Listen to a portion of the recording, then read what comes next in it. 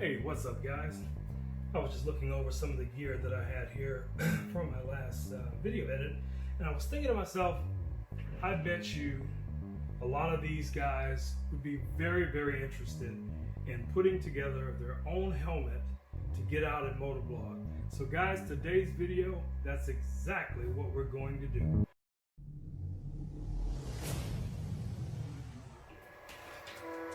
So starting off, one of the most important things that you can have, or must have, is a good helmet. The mounting position of where you place your camera is going to be crucial to your riding style. So your boy, I have mine mounted just right here in the front of the helmet. Very simple mount. I'll show you what that looks like. Just pops right off. All I have is just one adhesive mount stuck to the front of the helmet. Some people will add additional glue. Others will, heat these up. I put this on with nothing more than a little bit of pressure, and it's been on for years and it's never ever come off. So, guys, do whatever you think will work best for you to give you that little bit of assurance that your investment is not going to go flying off on the freeway. See my last videos back in the day. Yes, I did lose a GoPro on the freeway, but that's another story. So here's the basics. You're going to need a mount. You're going to need some fixtures from GoPro. You can even find them, on Amazon, really cheap, inexpensive. And all this is a little J bracket and an extender to connect to the frame. Now the frame that you're looking at here is for the GoPro Hero 5. I also have inside of this the mic adapter that you have to have if you're going to be motovlogging, because you're going to have to plug this into the camera itself, kind of like this, when you're recording. And these cages are pretty good. They're very inexpensive. Little door on the back. This one is plastic, but for the most part, it gets the job done. The previous one that I had for this same camera was this one, and it's metal. It comes with a little lens protector, simple setup, the little feet already attached to it, and then you just mount that on whichever one of your accessories and you're good to go. And it does have this little wrenching mechanism on the side, but be aware of these guys. These can do some damage to your GoPro because there's nothing but a screw that comes through. Now when you first purchase these, there's going to be a little piece of plastic that's going to be attached to this, and as you wrench it down a couple of times, it's a good chance it's going to pop off and you'll wind up putting a dent or a big hole in the side of your GoPro. So, forewarned. So let's talk about GoPros. So you have the GoPro Hero 8, the GoPro Hero 5. This is the GoPro Session 5. And this one also has the little metal cage. I had that installed after I lost the first one on I-10 going for a ride. So this is just a simple little metal cage that the Session fits into, and then a little door like the previous one just locks down on it. Makes it pretty rugged, I doubt, unless you hit something directly onto the glass, you're probably going to be good. So the basic things that you're going to need is going to be a mount and a microphone. You're going to definitely need, obviously, a GoPro. So I would say today, money's tight for a lot of people. So I would say look on Amazon, look for the refurbished, some used, gently used, but it's a GoPro, so enter that with a little caution. But it really doesn't matter as much which GoPro model you go with, because most people are not going to be uploading anything more than 1080p. If you're uploading 4K, that's always an option, but today a lot of people just don't have the computing power to actually edit 4K efficiently, even on some of the bigger computers. And I have an iMac here, I have a a MacBook Pro, and if you see my previous videos, you know that I'm currently editing a lot of my 4K and 6K footage on an iPad Pro. So it just depends on what you're looking for. Here's another option that some of you guys might want to look into. This is a 360 camera, and this one I got free with one of the Note 9s, I believe I purchased back in the day, and this came with it. Samsung gave these out as a gift, and it's a pretty good little camera. It's 4K. I think it may be more than 4K, but I think it's at least 4K. But the problem with 4K 360 cameras, even 5.6K, that's 5.6K wrapped around a spherical circle, so you're not getting 4K in any specific direction. It's actually being wrapped around, so you're getting the equivalent in the best case scenario, 1080. Most likely you're getting about a 720-ish file format.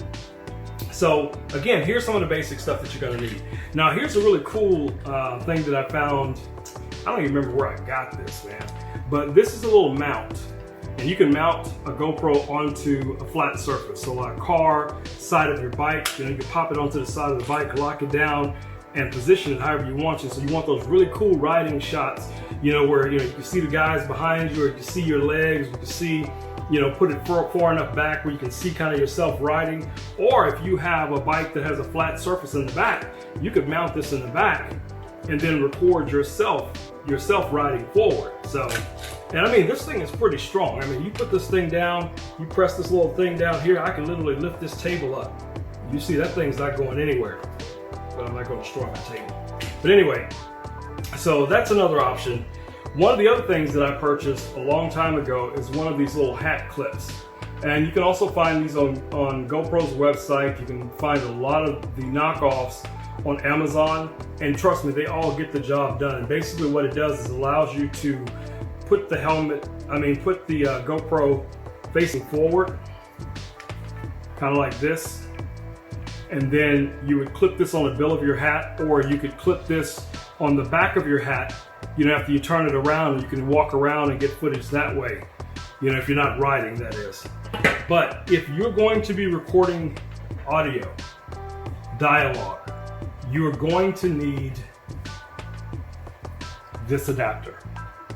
And it still boggles my mind why GoPro went this route. But this adapter by itself, this little adapter that's in here, this thing is $50 on GoPro, if they still even have them on their site. But just that little audio adapter to plug into your GoPro and then add a microphone costs you an additional $50 on top of what you pay for your GoPro. So you're gonna have the investment of the camera.